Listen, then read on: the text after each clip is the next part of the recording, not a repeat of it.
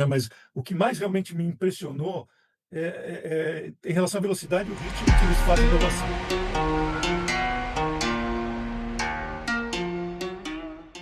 Olá, é com grande entusiasmo que iniciamos nossa conversa de hoje sobre a China e seu dinâmico mercado automotivo.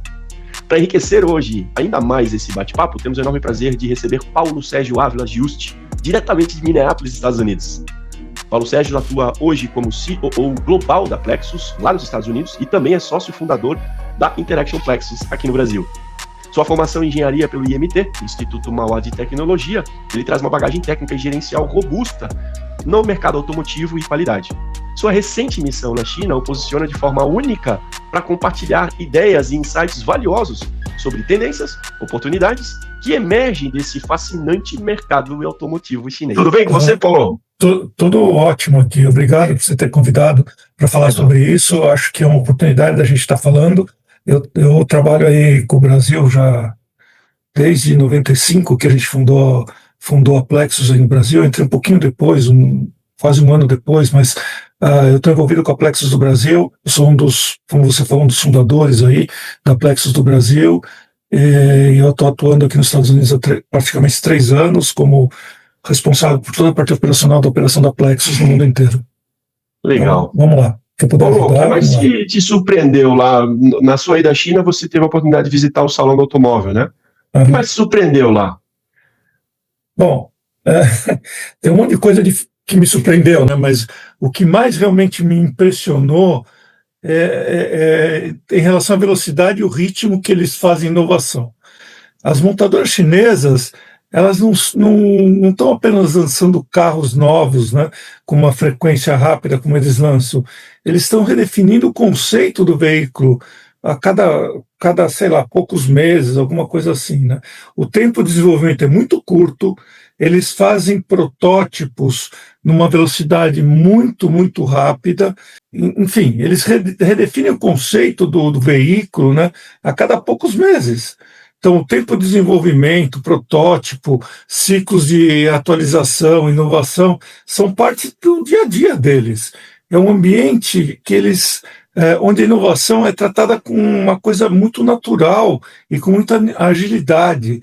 A energia criativa que eles têm me fez refletir se os outros países realmente eles conseguem acompanhar esse ritmo que a China tem em relação à inovação. É um negócio muito diferente, pelo menos para que eu entenda, pelo que eu conheço de mundo, é uma coisa que me impressionou bastante. Aqui.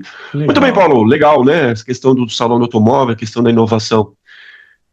Como é que a gente pode, então, Paulo, vivenciar esse ecossistema automotivo chinês, né? E como que eles encaram essa questão da mobilidade lá no mercado chinês? Bom, Richard, eu acho o seguinte, a sensação que eu tive foi estar vivendo o futuro no tempo de agora, né? No tempo real, né? Mobilidade, tecnologia, infraestrutura urbana, elas funcionam tudo de forma integrada. Os veículos, eles se conectam com sistemas de trânsito, plataformas de pagamento, transportes públicos, redes de energia. É impressionante, está tudo conectado, né? Legal. Isso vai muito além de tecnologia de ponta. É sobre, mais ou menos, resolver alguns problemas, né, do dia a dia da população deles, né, da quantidade de gente que eles têm lá, com inteligência e escala. E existe uma mudança cultural muito importante para os chineses, né? O carro deixou de ser alguma coisa de posse, né? Eu não compro mais um carro para ter a posse do carro. Ele é um serviço. Eles encaram como se fosse um serviço para eles, uma solução de mobilidade sobre uma demanda que eles precisam. Os carros basicamente funcionam como plataformas digitais sobre rodas, com assistência de voz, conectividade total e podem ser atualizados remotamente, né? É como se cada veículo fosse um smartphone altamente personalizado. Legal. O que muda completamente o jeito deles pensarem em como desenvolver produto e como vender os produtos, né? Ou seja, a escala, né, ou seja, não existe mais a escala, mas sim a personalização, pelo que eu estou entendendo. A né? personalização de novo, uma coisa que é importante, o conceito de que eles não fazem o carro porque eles querem só vender o carro, eles fazem o carro porque eles querem prestar um serviço para a população, com mobilidade. É um conceito diferente, né? É, é. Quais foram as inovações tecnológicas que mais marcaram você aí, que mais marcou você na viagem? Havia um monte de coisa diferente, né? Muito diferente, né? Enfim, algumas coisas, por exemplo, inteligência artificial embarcada. É impressionante. Todos os veículos, tudo que eu vi tem inteligência artificial embarcada. Tem empresas dedicadas a fazer toda a parte eletrônica, a parte de inteligência artificial para as montadoras, né? Essas inteligências artificiais, elas aprendem com o motorista e elas ajustam o veículo de acordo com a experiência de condução de cada motorista. Outra coisa é que eles reusam essas plataformas eletrônicas, né, modulares eletrônicas, em vários modelos, do mesmo jeito que a gente tem as plataformas dos veículos.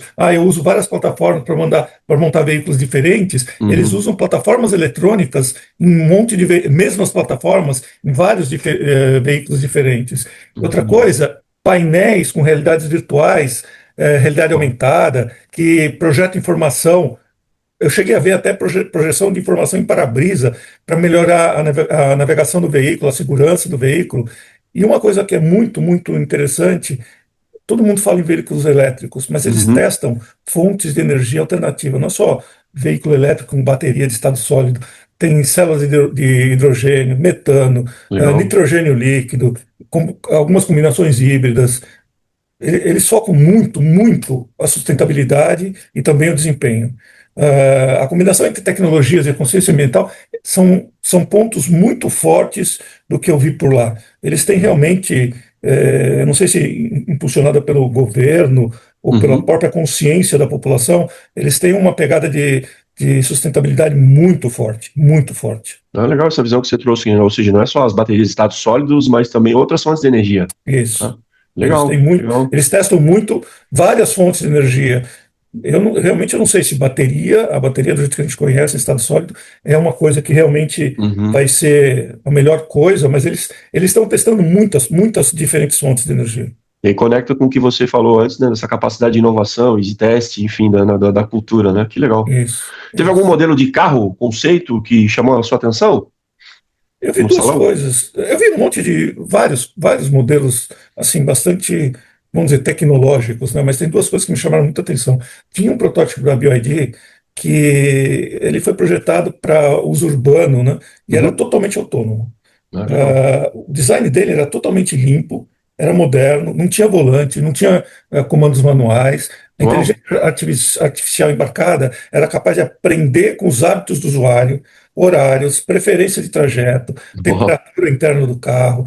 Eles até brincavam lá, o humor do passageiro, se o passageiro eles chamam de passageiro, né? Mas se o passageiro estava com mau humor Tava ou bem humor, estressado. eles mudavam um pouco o ambiente do carro. E eles adaptavam isso de forma automática dentro do veículo, né? Era como se fosse um companheiro inteligente sobre rodas. Que Outra legal. coisa que realmente me chamou bastante atenção, que daqui a pouco eu não sei se é um ano, são um ano, 2 anos, a quantidade de drones que tinham integrado a carro que Hum. podem ser usados para entrega, vigilância, transporte individual de pessoas, com decolagem vertical, né, como se fosse um helicóptero, né? Aham. Isso mostrava, isso mostra como a mobilidade pessoal e urbana está começando a romper o limite do solo, né? Eles têm Uau. vi várias montadoras ou vários modelos lá com Aham. drones acoplados ao veículo. Você pode usar é, dirigindo normalmente no solo ou Aham. voando. Uau. Legal esse conceito de não é mais motorista, passageiro, já, né? Passageiro, É, exatamente. bacana, né? Você trouxe a questão do carro autônomo, a gente já lembra do Tesla e tal, mas peraí, né? Esse nem volante, né? Então já Não, realmente é não tem algo nada. É um carro bem diferente. totalmente diferente. Totalmente Estilo diferente. filmes de futuro, similar ao Minority Report lá do Tom Cruise, né? Pô, legal, né? Caramba. Em que estágio, né? Se a gente for comparar, eu sei que com certeza existe, mas que estágio que a China está em relação ao Brasil aí, com toda essa questão de veículos elétricos e autônomos, enfim, o quão distante estamos? A gente está bastante longe, eu acho, viu? Porque A China, na verdade, eles estão muito, muito à frente, eu acho que não só do Brasil, eu acho que Com eu certeza. moro aqui nos Estados Unidos, eu acho, daqui dos Estados Unidos também é a mesma. Aqui está um pouco menos distante, mas é também bastante distante, eu acho. Quanto mais a gente fica discutindo de infraestrutura básica e coisa desse tipo, aí no Brasil ou aqui nos Estados Unidos, lá eles já estão implementando veículos conectados ao sistema que eles chamam de cidade inteligente. Está tudo conectado. Eles não só investem em carros elétricos, investem em toda a cadeia, né? Da bateria da bateria, o software, do carregamento à reciclagem, enfim, é toda a cadeia, o investimento de melhoria em toda a cadeia para proporcionar realmente conectividade na cidade, melhorar todo o desempenho na cidade em relação a transporte, em relação à sustentabilidade, é muito, muito, muito pesado lá. O que realmente acelera o processo é o apetite que eles têm de testar as coisas em condições reais. Né? Ah, Eles não esperam um cenário ideal para ficar experimentando, colocando em prática. Eles colocam as coisas em prática rapidamente, aprendem com os erros e ajustam as coisas com rapidez. A cultura legal. deles é impressionante em relação a isso. E isso faz com que o ciclo de inovação seja muito mais curto, muito mais eficiente do que em mercados mais conservadores. Então, eu não falo que é só no Brasil, Uhum. isso é cultural deles, é cultura deles isso. Eu acho que é difícil você comparar o que eles estão fazendo, não só com o Brasil. Eu gosto muito do Brasil, eu não vou falar que o Brasil está muito atrás, mas os países, de uma forma geral, estão Uhum. muito atrás da China em relação a esse tipo de inovação. Que legal. Acho que tem a ver com uma cultura ao erro também, né? O erro, Cultura ao talvez aqui para erro nós é e algo a ruim. velocidade de aprender, né? A É. velocidade de aprender, o desejo de aprender e melhorar. Eles têm isso, não só. Isso é uma coisa que eu vi, não só falando em relação a veículos, mas em relação aos nossos próprios companheiros da Plexus na China, Uhum. o desejo de aprender e de aplicar aquilo que eles estão aprendendo e aplicar aquilo que eles já aprenderam e tentar fazer e tentar melhorar é muito diferente do que a gente vê em outros países. É muito diferente. Ah, que legal. Ou seja, menos teoria, mais prática. Eu acho que Não tá é que é menos ligado. teoria, não é que é menos teoria e mais prática. Hum, Eles querem entender a teoria, mas eles vão passo a passo. Eles entenderam, eles vão aplicar. Se aquilo que eles estão aplicando não é suficiente, eles vão inovar. Não é que eles estão errando, eles não estão sim. esperando aprender tudo para poder aplicar. Entendeu? Conceito aí de MVP que a gente vê em gestão de projetos, né? Não, faz, né? Depois a gente dá uma olhada, né? Legal. Acho que tá alinhado com a próxima pergunta, Paulo. O que que a gente aqui no Brasil, né? As empresas, as indústrias, enfim, o mercado brasileiro pode aprender com os chineses, que te fez repensar o modo como a gente está trabalhando atualmente?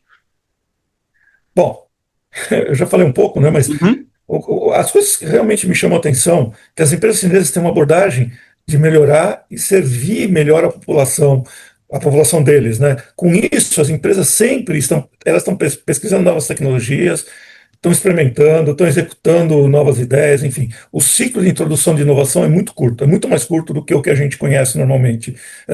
Com o usuário final deles, estão participando ativamente nesse desenvolvimento, eles estão escutando que o povo deseja. Né? uhum, O erro deles não é visto como um fracasso, mas como um aprendizado. Isso é uma cultura também bastante importante. Eu acho que legal. isso não é só cultura da China, isso é cultura do povo asiático, de uma forma geral. Mas na China é muito forte isso. Também me marcou muito, como eu falei agora há pouco, né, o nível de preparo das pessoas. Né? A gente acha é, que eles, não vou dizer que eles copiam, mas que eles se baseiam muito em coisas que a gente fez e aprendem. Isso é verdade. Eles se baseiam muito no que o mundo fez já em Uhum, tecnologia, aprende muito rápido, mas os engenheiros, técnicos, líderes, todo mundo lá tem sede de aprender. É impressionante de aplicar. Eu conversei com várias pessoas de nível nível educacional mais alto, né, como engenheiros, gerentes, essas coisas. Eles têm muita necessidade de aprender. Eles sempre perguntam: como é que você faz isso? Como é que faz aquilo nos Estados Unidos? Como é que faz isso no Brasil? Eles têm muito interesse de aprender com o Brasil também, porque eu acho que os legal, chineses estão entrando muito forte aí no Brasil. com Então, certeza. eles perguntam muito, e eu aproveitei muito disso, porque eu conheço a cultura do Brasil e a cultura aqui dos Estados Unidos. Então, se você vê o nível técnico deles é muito alto. Eles não são pessoas que não conhecem, né? Eles não esperam ter uma solução perfeita, como eu já falei. Eles vão aprendendo e vão aplicando, né? Então, como eu falei, eles começam com aquilo que eles conhecem e que Uhum. eles aprenderam. Eles se dedicam constantemente em aprimorar aquilo que eles conhecem, com estudos, enfim, com pesquisas, como eles adquirem o conhecimento, é uma coisa interessante, porque não só mandando o pessoal para fora, como tem muito chinês aqui nas universidades americanas, nas de ponta americana estudando aqui, Uhum. mas também pesquisando ou fazendo intercâmbio com empresas de outros países para aprender o que essas empresas estão fazendo. Então, isso é uma coisa muito, muito interessante. Agora, aí no Brasil, o que eu acho que a gente precisa criar essa cultura, né, mais aberta. Primeiro, as pessoas precisam entender que não basta conhecer o básico. A gente tem que ter, como eu sempre falei, desde que a gente começou a Plexus aí no Brasil, que a Uhum. gente tinha que ser diferenciado como uma empresa que tem um alto nível de conhecimento, que todos os instrutores, todo o pessoal que participa da operação aí no Brasil tinha que ter um alto nível de conhecimento. Então, a cultura de a gente sempre estar buscando conhecimento aí no Brasil, pelo menos na empresa nossa, ela já existe desde a fundação. E Legal.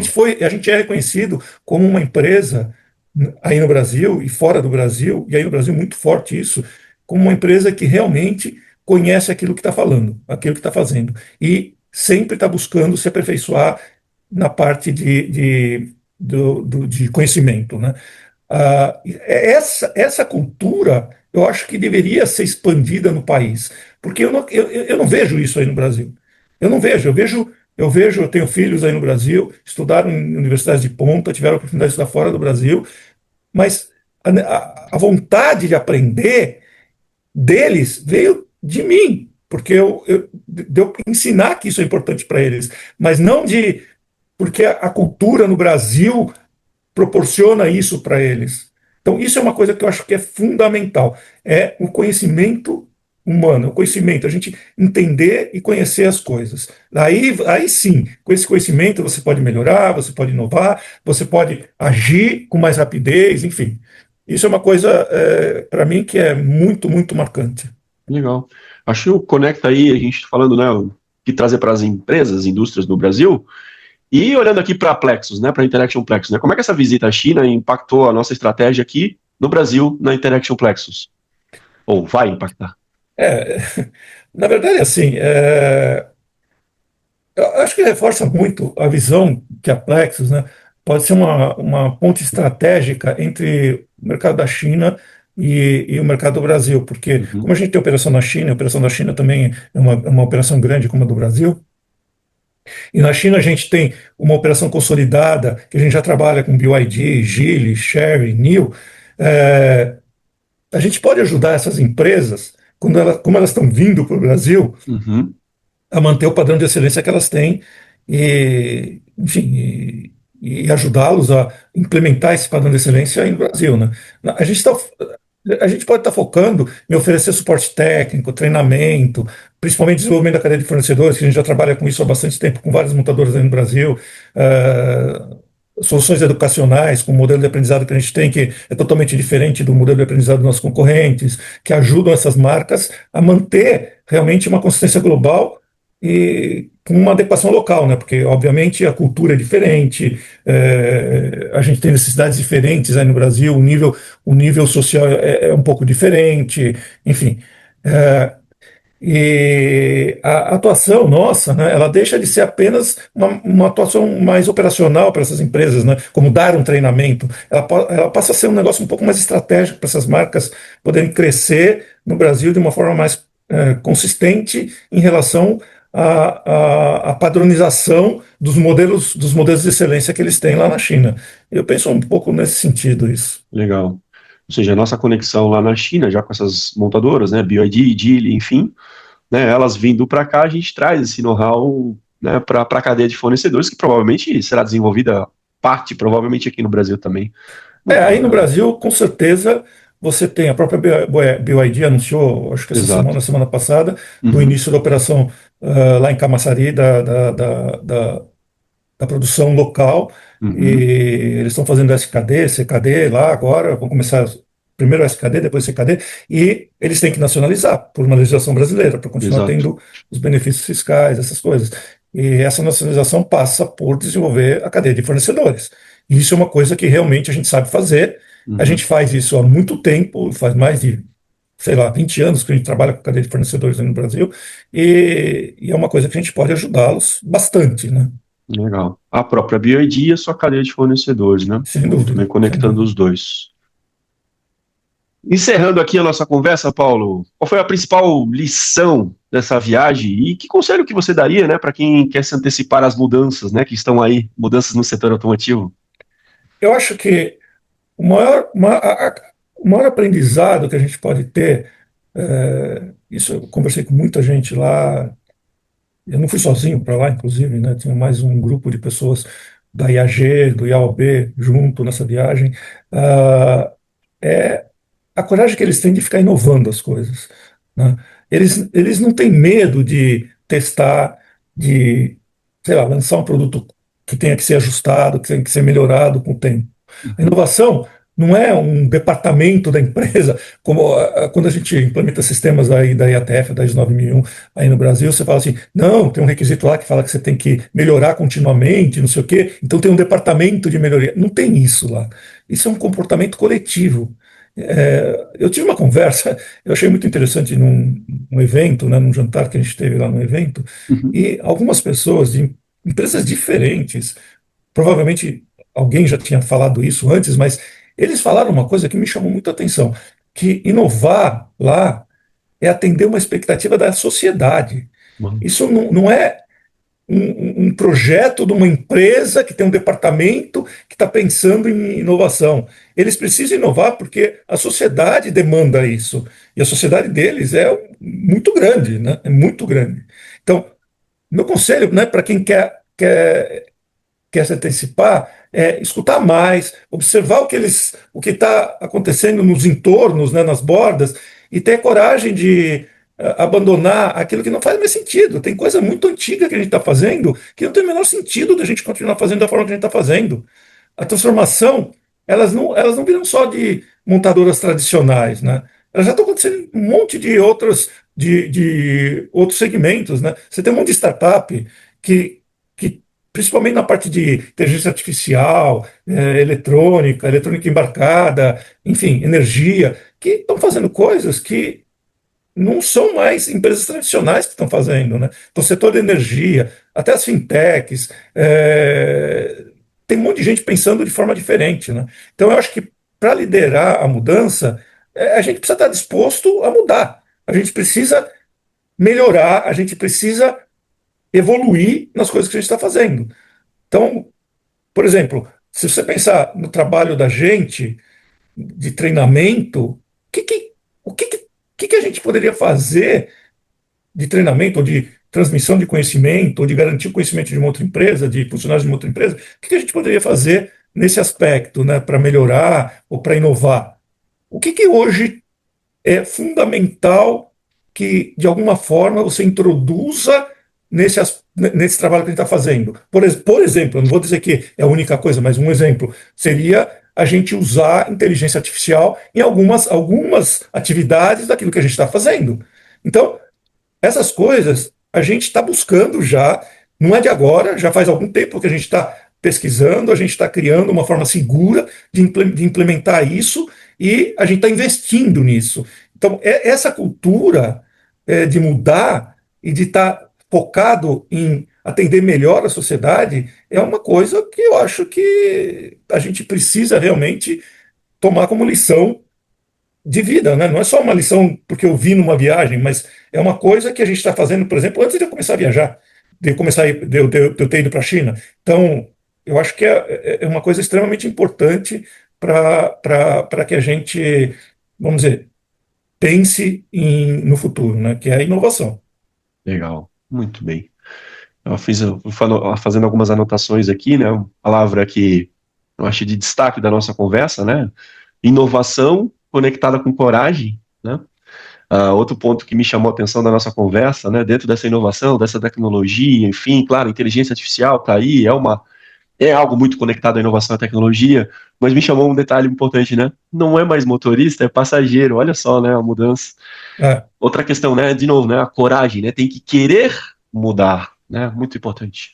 Isso. Muito legal. Paulo, muito obrigado pela nossa conversa. Convite a todos que chegaram até aqui, né, que estão vendo o nosso vídeo, comenta aqui embaixo se você tem alguma experiência com o mercado chinês e também a sua opinião, né? O que você acha que a gente aqui no mercado brasileiro, a indústria, o mercado automotivo brasileiro, né, precisa mudar?